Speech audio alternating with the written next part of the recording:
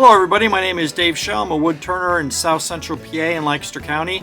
Today I'm going to show you how to make one of my more popular items at shows. These are great Christmas gifts and great little gifts for anybody who wants to get something handmade. I'm going to show you how to make little wooden trees. So stay tuned and I'll show you step to step how I can make one. I usually make them in 20 minutes, really easy to make.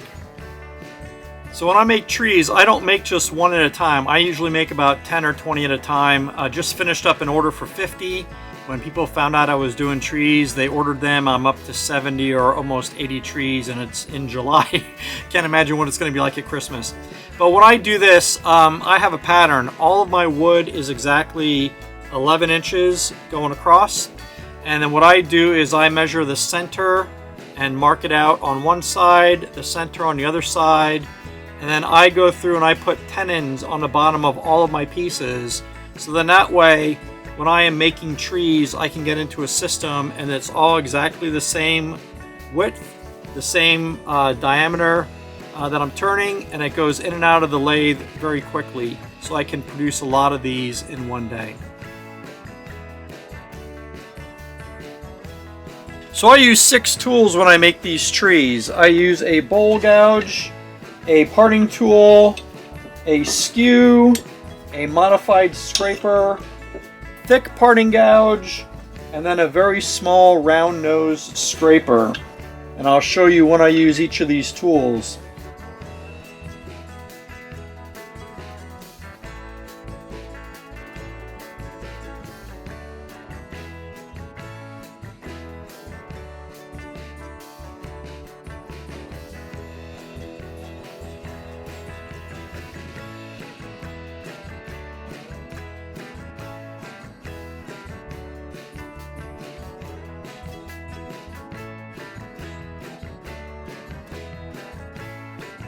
When I'm running off the blank, I could use a roughing gouge to do this, but I found that using a bowl gouge does it just as quick and actually gets me right into the second step. First step is rounding off the blank. The second step is making the cone of the tree.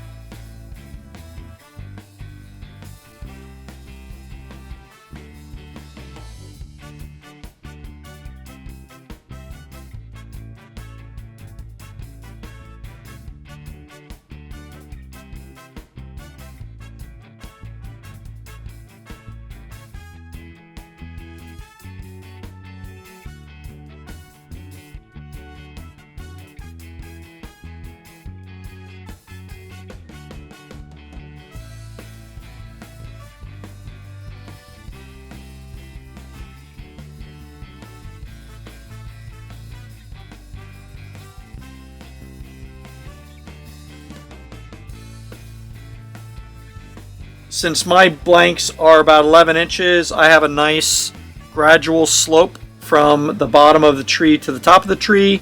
You can make your tree any way you want. That's the great thing about this, is you could do anything you want.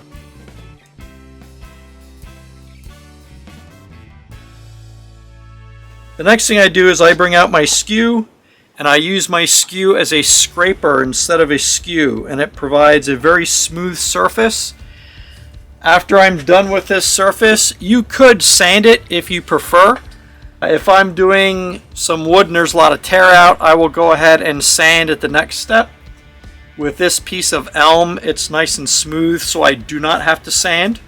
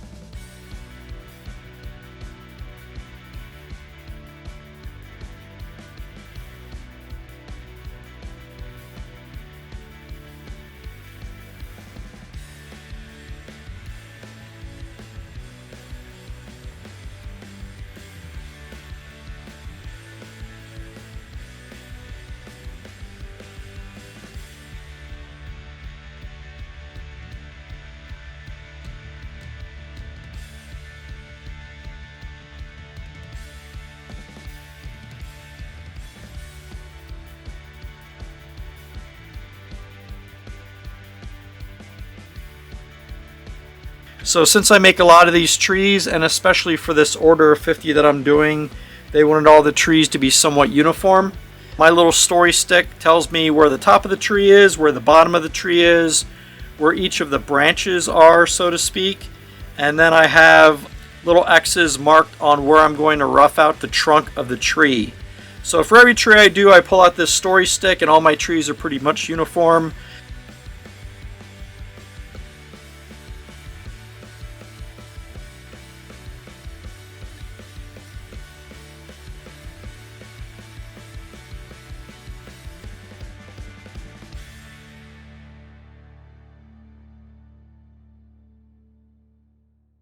After I go ahead and do that, then I use my skew and I actually cut into those marks to actually show where the branches start and stop to give me a nice clean cut.